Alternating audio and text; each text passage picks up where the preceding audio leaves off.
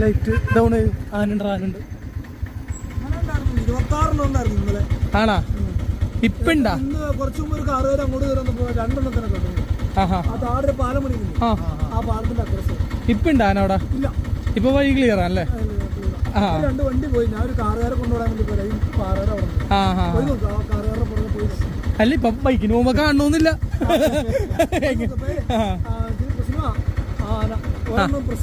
ആണല്ലേ? ആ കൂട്ടത്തില്. ശരി ശരി ശരി ചേട്ടാ, താങ്ക് യു.